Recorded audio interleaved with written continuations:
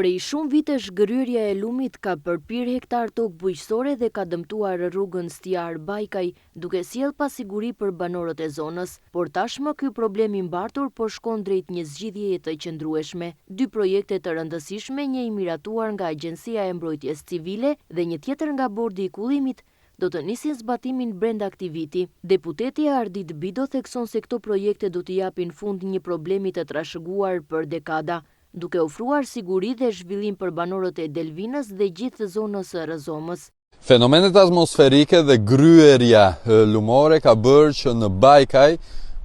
i gjithë lumi të ketë ngrënë hektar të tëra tokë dhe madje edhe rrugën e vjetër automobilistike nga Stiari në Bajkaj.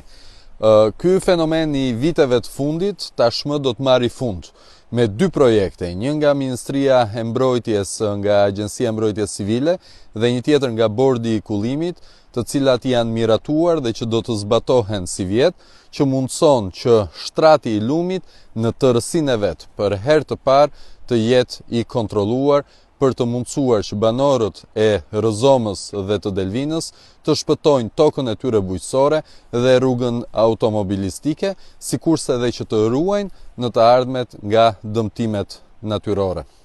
Fenomenet atmosferike dhe gëryrja e shtratit të lumit kanë shkaktuar prej vitesh dëme të mëdha në zonën e Bajkajt, ku 10 hektar tokë bujqësore janë zhdukur dhe rruga e vjetër automobilistike Stiar-Bajkaj është rrezikuar disa herë nga rrëshqitjet dhe prishjet e vazhdueshme.